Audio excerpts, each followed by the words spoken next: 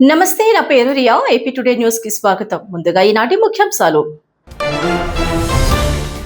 CM Chandrababu అధ్యక్షతన 20వ రాష్ట్ర స్థాయి పెట్టుబడుల ప్రోత్సాహక బోర్డు సమావేశం. 37 ప్రాజెక్టులకు సంబంధించి దాదాపు 2 లక్షల కోట్లకు పైగా పెట్టుబడి ప్రతిపాదనలపై చర్చ. వందే మాతరం బిల్లుకు రాష్ట్రపతి ద్రౌపది ముర్ము ఆమోదం. ఇకపై జాతీయ చిహ్నాలను అవమానించడం శిక్షార్హమైన నేరం. దళారీ వ్యవస్థను అరికట్టడమే కూటమి ప్రభుత్వ లక్ష్యమన్న పెందుర్తి ఎమ్మెల్యే పంచకర్ల. రైతులకు గిట్టుబాటు ధర, ప్రజలకు తక్కువ ధరలకు నాణ్యమైన వస్తువులు పంపిణీ చేస్తామని వెల్లడి. వివాదాస్పదమవుతున్న విశాఖ కనక మహాలక్ష్మి ఆలయ ట్రస్ట్ బోర్డు చైర్మన్ నిర్ణయాలు. కందుల నాగరాజు తీరుపై సభ్యుల అభ్యంతరం. 100 ఏళ్ల చరిత్రను కాపాడాలంటూ విజ్ఞప్తి. ఇక వివరాల్లోకి వెళ్తే, ముఖ్యమంత్రి చంద్రబాబు అధ్యక్షతన 20వ రాష్ట్ర స్థాయి పెట్టుబడుల ప్రోత్సాహక బోర్డు సమావేశం అమరావతిలో నిర్వహించారు. మంత్రులు కె అచ్చెన్నాయుడు, నారాయణ, టీజీ భరత్, అనగాని సత్యప్రసాద్, కందుల దుర్గేష్, గొట్టిపాటి రవికుమార్, పయ్యావుల కేశవ్, బీసీ జనార్దన రెడ్డి, వాషంశెట్టి సుభాష్, సిఎస్ సాయి ప్రసాద్ సహా వివిధ శాఖల ఉన్నతాధికారులు హాజరైన ఈ సమావేశంలో పరిశ్రమలు, విద్యుత్, ఐటీ, పర్యాటక, ఫుడ్ ప్రాసెసింగ్ రంగాలకు సంబంధించి వివిధ పెట్టుబడి ప్రతిపాదనలపై చర్చించారు. 37 ప్రాజెక్టులకు సంబంధించి దాదాపు 2 లక్షల కోట్లకు పైగా పెట్టుబడి ప్రతిపాదనలపై ఎస్ఐపిబి చర్చించింది. వందే మాతరం బిల్లుకు రాష్ట్రపతి ద్రౌపది ముర్ము ఆమోదం తెలిపారు. దీంతో పార్లమెంట్ ఆమోదించిన బిల్లు చట్టంగా మారనుంది. జాతీయ గేయం వందే మాతరంకు మరింత గౌరవం, రక్షణ కల్పించేలా ఈ చట్టంలో నిబంధనలు రూపొందించినట్లు తెలుస్తుంది. జాతీయ చిహ్నాలు, జాతీయ గేయాన్ని అవమానించే చర్యలను ఇకపై నేరంగా పరిగణిస్తామన్నారు. కొత్త చట్టం ప్రకారం జాతీయ చిహ్నాలను అవమానించడం, వాటి గౌరవానికి భంగం కలిగించేలా వ్యవహరించడం శిక్షార్హమైన నేరంగా పరిగణిస్తారు. ఇలాంటి నేరాలకు గరిష్టంగా 3 ఏళ్ల వరకు జైలు శిక్ష విధించే అవకాశం ఉంటుంది. అలాగే జాతీయ గేయం వందే మాతరం పాడకుండా ఎవరినైనా అడ్డుకోవడం, ఉద్దేశపూర్వకంగా అవమానించడం వంటి చర్యలను కూడా నేరంగా పరిగణిస్తామన్నారు. దేశభక్తి, జాతీయ సమైక్యతకు ప్రతీకలైన జాతీయ చిహ్నాలు, జాతీయ గేయం పట్ల గౌరవాన్ని పెంపొందించడమే ఈ చట్టం ప్రధాన ఉద్దేశంగా ప్రభుత్వం పేర్కొంటుంది. రాష్ట్రపతి ఆమోదంతో చట్టబద్ధత పొందిన ఈ నిబంధనలు ఇకపై అమల్లోకి రానున్నాయి. జాతీయ చిహ్నాలు, జాతీయ గేయం విషయంలో ప్రజలు మరింత బాధ్యతాయుతంగా వ్యవహరించాల్సిన అవసరం ఉందని అధికారులు సూచిస్తున్నారు.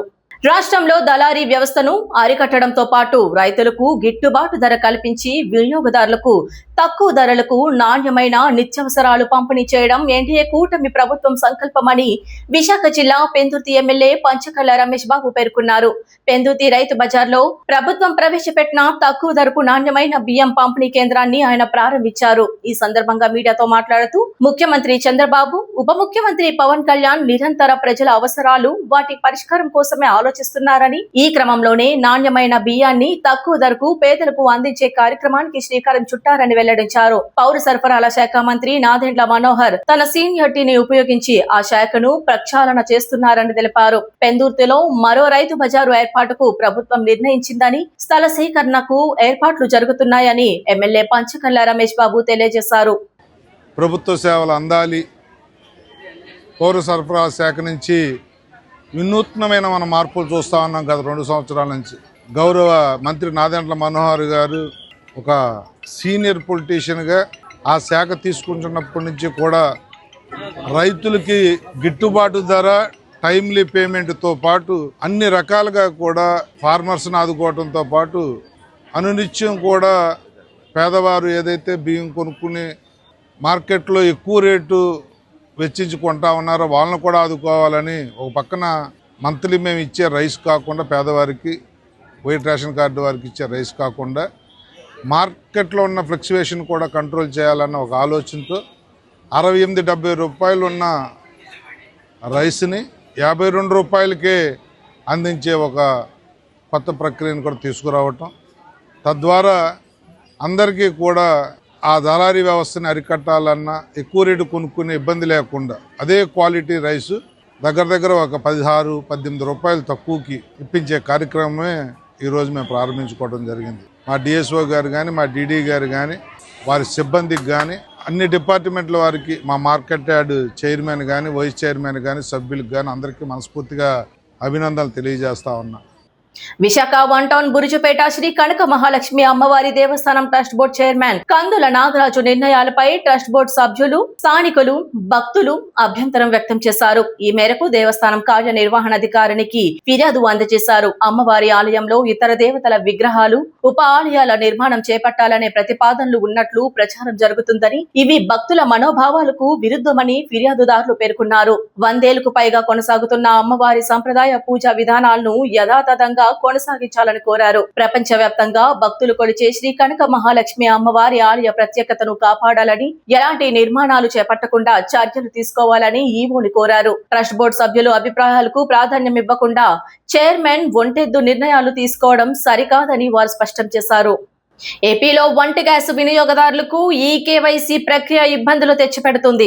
ఆగస్టు 16లోగా ఈ కేవైసీ పూర్తి చేయాలని గ్యాస్ ఏజెన్సీలు సూచిస్తుండటంతో వినియోగదారుల్లో ఆందోళన నెలకొంది. ఈ ప్రక్రియ పూర్తి కాకపోతే గ్యాస్ బుకింగ్, సిలిండర్ సరఫరాపై ప్రభావం పడుతుందనే భయంతో పలువురు ఏజెన్సీల చుట్టూ తిరుగుతున్నారు. ముఖ్యంగా దీపం పథకం ద్వారా గ్యాస్ కనెక్షన్లు పొందిన కుటుంబాలు తీవ్ర ఇబ్బందులు ఎదుర్కొంటున్నాయి. కోవిడ్ సమయంలో కుటుంబ పెద్దలు లేదా గ్యాస్ కనెక్షన్ ఉన్న వ్యక్తులు మృతి చెందిన కుటుంబాల్లో సమస్య మరింత తీవ్రమవుతుంది. ప్రస్తుతం ఈ కేవైసీ కోసం బయోమెట్రిక్ లేదా ఐరిస్ ద్వారా సంబంధిత కనెక్షన్ దారుడు ధృవీకరణ తప్పనిసరి కావడంతో మరణించిన వ్యక్తుల పేర్లపై ఉన్న కనెక్షన్లు వారి కుటుంబ సభ్యుల పేర్లకు మార్చుకోవడానికి వారసులు ప్రయత్నిస్తున్నారు. అయితే గ్యాస్ కంపెనీల సాఫ్ట్వేర్ లో దీపం పథకం కనెక్షన్లకు పేరు మార్పు చేసేందుకు తగిన వెసులుబాటు లేకపోవడంతో ఏజెన్సీలు కూడా చేతులెత్తేస్తున్న పరిస్థితి నెలకొంది. మరణ ధృవీకరణ పత్రాలు, వారసత్వానికి సంబంధించిన పత్రాలు సమర్పించినప్పటికీ పేరు బదిలీ ప్రక్రియ ముందుకు సాగడం లేదని వినియోగదారులు వాపోతున్నారు. ఒకవైపు పాత కనెక్షన్ లో పేరు మార్చుకోలేకపోవడం, మరోవైపు అదే కుటుంబానికి కొత్త గ్యాస్ కనెక్షన్ పొందే అవకాశం లేకపోవడంతో బాధిత కుటుంబాలు తీవ్ర ఇబ్బందులు ఎదుర్కొంటున్నాయి. ఈ సమస్యపై ప్రభుత్వం, సంబంధిత గ్యాస్ కంపెనీలు తక్షణమే స్పందించాలని వినియోగదారులు కోరుతున్నారు.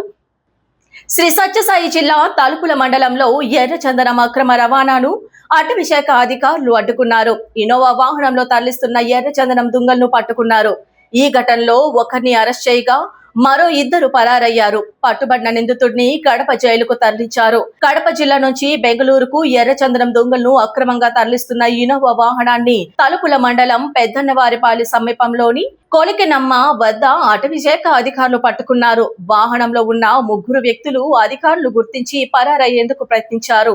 దీంతో అప్రమత్తమైన అటవీ శాఖ సిబ్బంది ఒకరిని పట్టుకోగా మరో 2 అక్కడి నుంచి తప్పించుకున్నారు. పట్టుబడిన వ్యక్తిని కడప జిల్లా బ్రహ్మంగారి మఠం మండలం లింగల దిన్నెకు చెందిన బంగారు రెడ్డిగా అధికారులు గుర్తించారు. నిందితుడిని కోర్టులో హాజరుపరచగా రిమాండ్ విధించడంతో కడప జైలుకు తరలించారు. పరారైన మరో 2 కోసం అటవీ శాఖ అధికారులు గాలింపు చర్యలు చేపట్టారు. ఎర్రచందనం అక్రమ రవాణాకు పాల్పడితే కఠిన చర్యలు తప్పవని Kadiri forest range officer Gurrappa హెచ్చరించారు. అటవీ సంపద, వన్య ప్రాణుల పరిరక్షణ కోసం నిరంతరం నిఘా కొనసాగిస్తామని ఆయన తెలిపారు. డి గురప్ప, నేను కదిరి రేంజ్ ఆఫీసర్ను. సో మాకి మండల ప్రాంతంలో కడప జిల్లా నుంచి బెంగళూరుకు ఎర్రచందనం దుంగలు తరలిస్తున్న ఇన్నోవా వాహనాన్ని కోలేకనం పెద్దనవారిపల్లె బీట్ ప్రాంతంలోని కోలేకనం దగ్గర అనుమానంతో ఆపడానికి ప్రయత్నించగా వాహనాన్ని కొంచెం దూరంలోనే ఆపి 3 వ్యక్తులు పారిపోతుండగా వాళ్ళను చుట్టుముట్టి పట్టుకోవడం జరిగింది. వాళ్ళలో ఒకరు దొరికినారు, 2 పారిపోయినారు. ఒకరు వచ్చేసి లింగాల దిన్నె బంగారెడ్డి, ఇంకొక 2 వ్యక్తులు వచ్చేసి ఒకతను కృష్ణయ్య, ఇంకొకతను వెంకటేశ్వర్లని 5 ప్రాంతానికి చెందిన వాళ్ళు. ప్రజలకు అనుక్షణం మేలు చేసేది ఎన్డీఏ కూటమి ప్రభుత్వం మాత్రమేనని విశాఖ జిల్లా పెందుర్తి ఎమ్మెల్యే పంచకర్ల రమేష్ బాబు స్పష్టం చేశారు. పెందుర్తి ప్రభుత్వాసుపత్రిలో తల్లి బిడ్డ ఎక్స్ప్రెస్ వాహనాన్ని ఆయన ప్రారంభించారు. ఈ సందర్భంగా మాట్లాడుతూ ముఖ్యమంత్రి చంద్రబాబు నాయకత్వంలో వైద్య శాఖ మంత్రి సత్యకుమార్ యాదవ్ పర్యవేక్షణలో ప్రభుత్వం రాష్ట్రంలో ప్రభుత్వ ఆసుపత్రులను అన్ని విధాలుగా అభివృద్ధి చేస్తున్నట్లు వెల్లడించారు.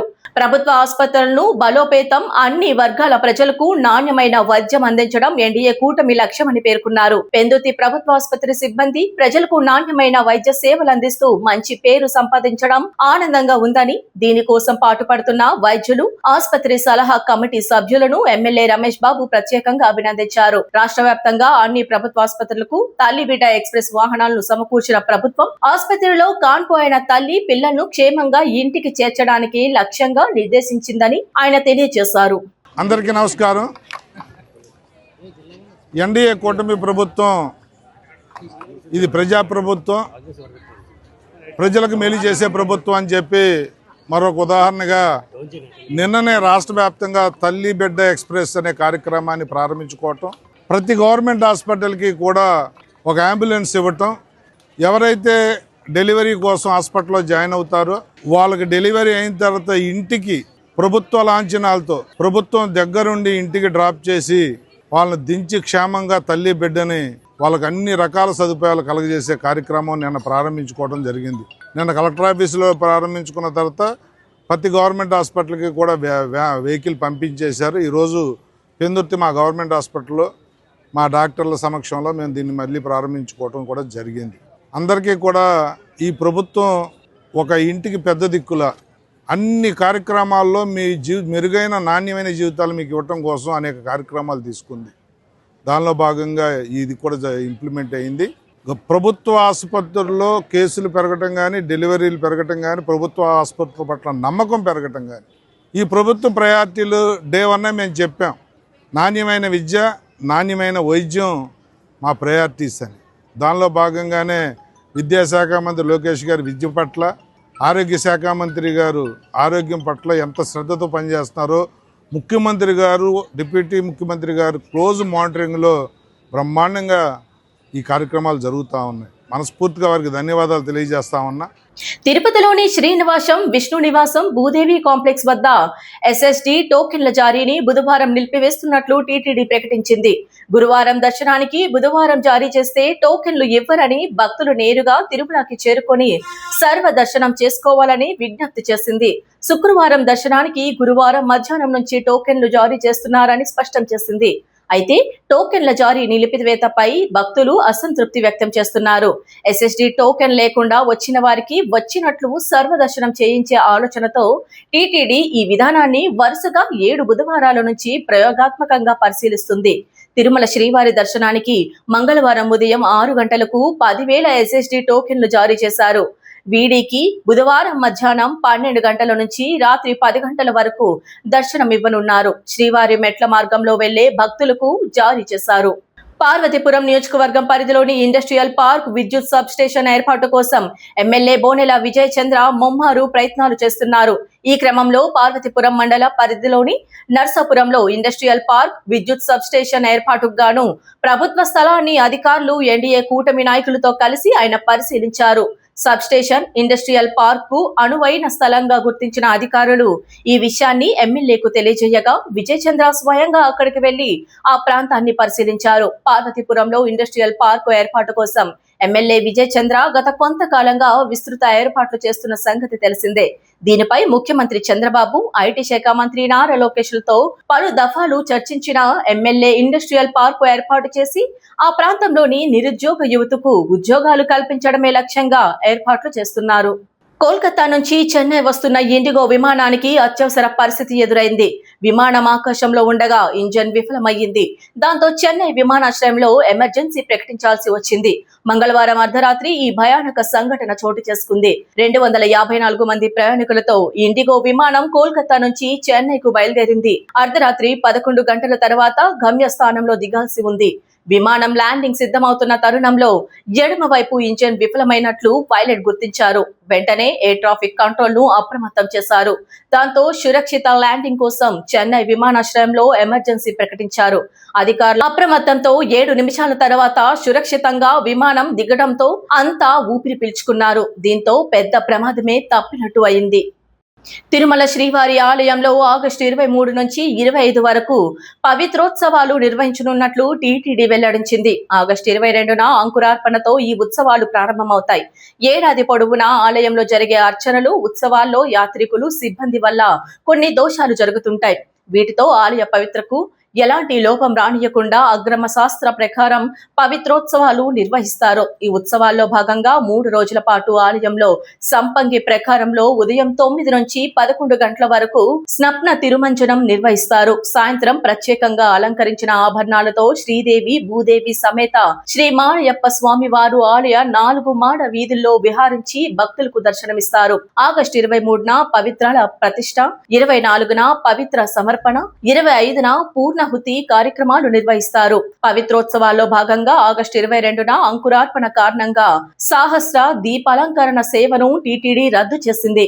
ఆగస్టు 23 నుంచి 25వ తేదీ వరకు కళ్యాణోత్సవం, ఉంజల్ సేవ, అర్జిత్ బ్రహ్మోత్సవం, సహస్ర దీపాలంకర, 25న అష్టదళ పాద పద్మారాధన సేవను, ఆగస్టు 26న కళ్యాణోత్సవ సేవలను రద్దు చేసినట్లు దేవస్థానం తెలిపింది.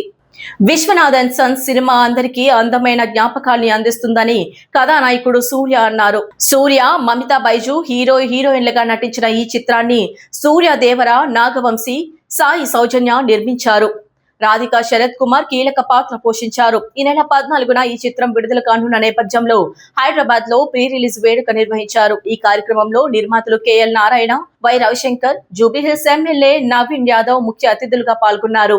ఈ సందర్భంగా హీరో సూర్య మాట్లాడుతూ తెలుగు ప్రేక్షకులతో 28 ఏళ్ల అనుబంధం ఉందని, తెలుగు అభిమానుల వల్లే తాను ఇక్కడున్నానని తెలిపారు. దర్శకుడు వెంకీ, నిర్మాత వంశీ వల్లే ఇంత అందమైన చిత్రం సాధ్యమైందన్నారు. ఖచ్చితంగా ఈ చిత్రం అందరికీ నచ్చుతుందని, దీనితో ప్రతి ఒక్కరూ ప్రేమలో పడతారని చెప్పారు. త్రివిక్రమ్ శ్రీనివాస్ ఆశీర్వాదంతో మొదలైన ఈ సినిమాకు క్లాప్ కొట్టిన రోజు నుంచి ఇప్పటిదాకా ఆయనెంతో అండగా నిలిచారని అన్నారు. ఈ చిత్రం కేవలం సూర్య అభిమానులకు మాత్రమే కాకుండా వాళ్ళ కుటుంబాలకు కూడా నచ్చుతుందని, తెరపై చూసినంతసేపు అందరి ముఖాలపై ఓ చిన్న చిరునవ్వు కనిపిస్తూనే ఉంటుందని అన్నారు దర్శకుడు వెంకీ అట్లూరి. కార్యక్రమంలో మమితా బైజు, రాధిక, నాగవంశీ, విజయ్ బిన్ని, హైపరాది, సునీల్ రెడ్డి తదితరులు పాల్గొన్నారు. వార్తలు ముగించే ముందు ఈనాటి ముఖ్యాంశాలు మరోసారి. సీఎం చంద్రబాబు అధ్యక్షతన 20వ రాష్ట్ర స్థాయి పెట్టుబడుల ప్రోత్సాహక బోర్డు సమావేశం. 37 ప్రాజెక్టులకు సంబంధించి దాదాపు 2 లక్షల కోట్లకు పైగా పెట్టుబడి ప్రతిపాదనలపై చర్చ. వందే మాతరం బిల్లుకు రాష్ట్రపతి ద్రౌపది ముర్ము ఆమోదం. ఇకపై జాతీయ చిహ్నాలను అవమానించడం శిక్షార్హమైన నేరం. దళారీ వ్యవస్థను అరికట్టడమే కూటమి ప్రభుత్వ లక్ష్యమన్న పెందుర్తి ఎమ్మెల్యే పంచకర్ల. రైతులకు గిట్టుబాటు ధర, ప్రజలకు తక్కువ ధరలకు నాణ్యమైన వస్తువులు పంపిణీ చేస్తామని వెల్లడి. వివాదాస్పదమవుతున్న విశాఖ కనక మహాలక్ష్మి ఆలయ ట్రస్ట్ బోర్డు చైర్మన్ నిర్ణయాలు. కందుల నాగరాజు తీరుపై సభ్యుల అభ్యంతరం, 100 ఏళ్ల చరిత్రను కాపాడాలంటూ విజ్ఞప్తి. ఈ వార్తలు ఇంతటితో సమాప్తం. మరో బులెటిన్లో మళ్ళీ కలుద్దాం.